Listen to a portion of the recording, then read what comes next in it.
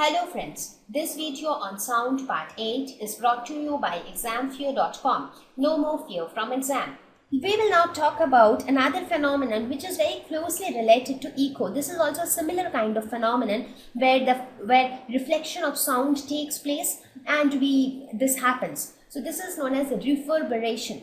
So by looking at the term, you can say it comes from the term reverb. Re means something which happens again and again, right? You would have heard of replay. That means playing something again. Similarly, reverb. What is verb? Verb means action, doing something. So reverb, that means doing something again and again.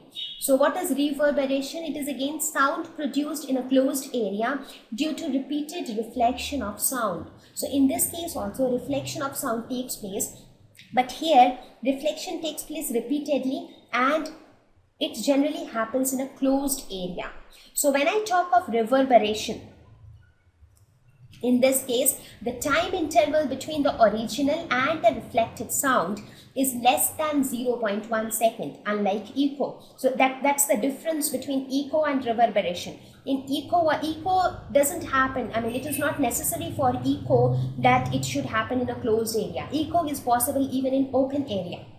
In case of echo, the time interval between original and reflected sound should be at least 0.1 seconds. This time interval should be minimum 0.1 second.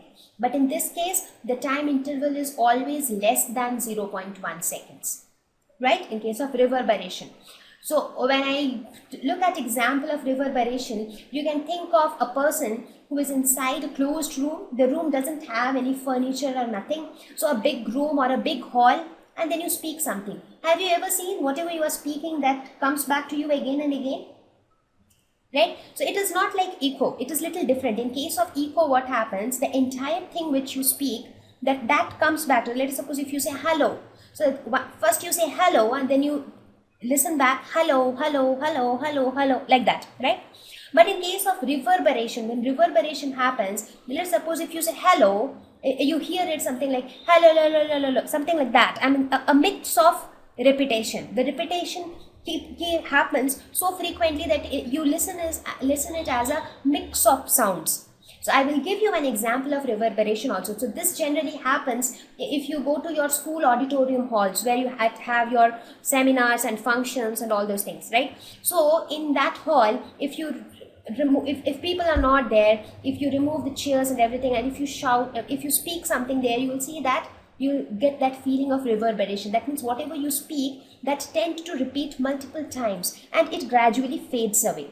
Now why does it fade away? Because whatever the sound is being getting produced, that are also absorbed by so many things inside that room. So let us also have an example of reverberation, very similar to how we had for echo. So carefully listen to this example. You will just hear a sound, but you see it is just one sound. I mean one sound, but there are multiple sounds which are coming after that.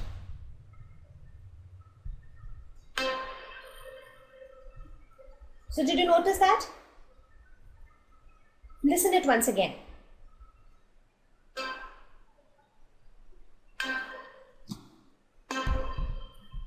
So did you notice that?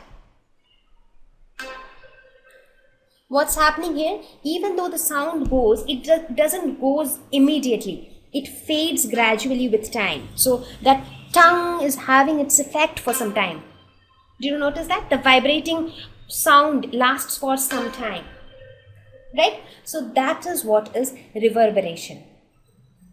Right? So in case of echo, what happens? You hear the entire thing again and you are able to hear it clearly. But in case of reverberation, whatever you speak, that will have some mix of the same thing will get repeated again and again. You can think reverberation as a combination of multiple echoes. You can consider reverberation as multiple echoes from all around. So the difference, when you talk about the difference between an echo and reverberation always happens in closed area. Echo can happen in open area. In case of reverberation, the time interval between the original and reflected sound is less than 0.1 seconds.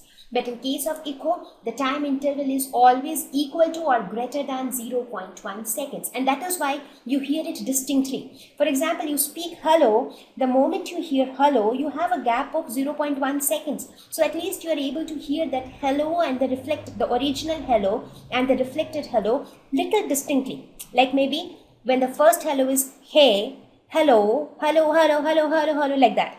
But when it is reverberation, it happens so fast that it almost overlaps.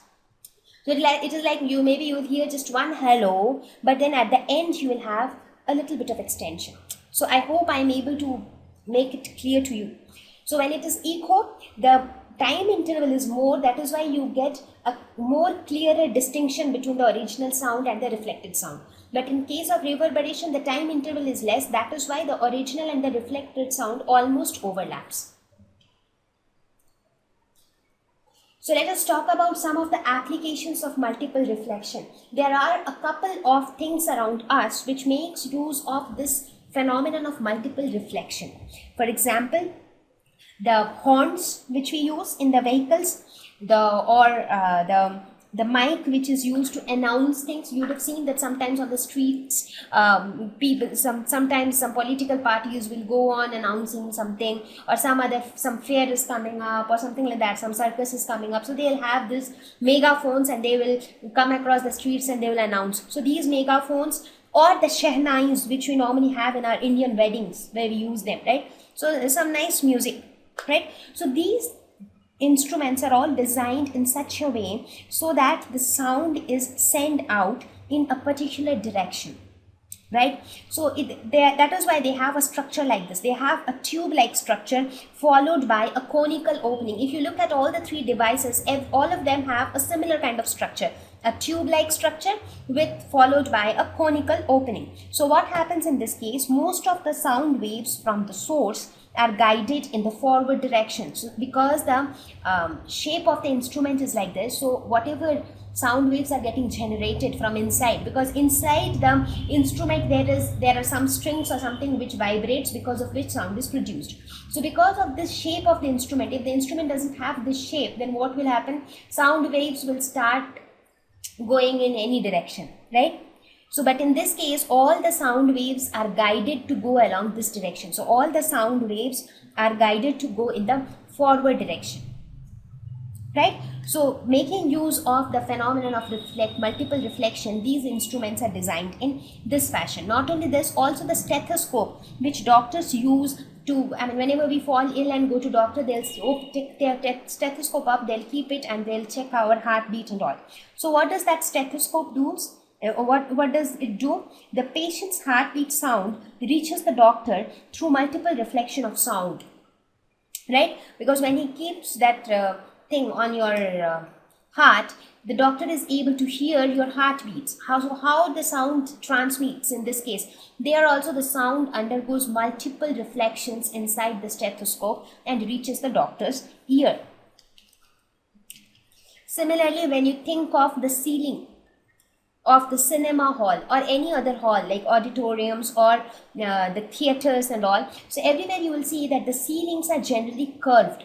So why the ceilings are curved? So that after reflection, sound reaches all corners of the hall, because whatever the speaker speaks, what happens? It goes and strikes the ceiling and reflection of sounds takes place. Now if it is little circular or it is little curved, then what happens? After reflection, the sound will get reflected and it will reach all the speakers, all the persons who are sitting in the hall. Now, sound absorbing materials for chairs and other furnitures are also chosen to avoid echo and reverberation. As I mentioned before also, that in a theater also you get, you are sitting in an auditorium or a hall. So there is a huge possibility of echo or reverberation. In order to prevent too much of echo and reverberation, these sound absorbing materials are chosen for the chairs and other furnitures. For example, in your school auditoriums also, they would have some different kind of chairs. They are not the normal plastic chairs or something. So they are made up of the materials which are used to make those chairs and good sound absorbers, so that echo and reverberation is repeated. Because just imagine when somebody is giving a speech and things are getting echoed, will you be able to understand things properly? No, not at all, right? Similarly, if little bit of reverberation is there, Even though they use sound absorbing materials and all, still little bit of reverberation is there. That means little bit of that echo effect, a slight effect is there, but not too much of effect is there because sound absorbing materials and all are used, right? So I hope I was able to explain you what is reflection of sound, what is echo and what is reverberation, and what is the difference between echo and reverberation, right? So with this, thank you.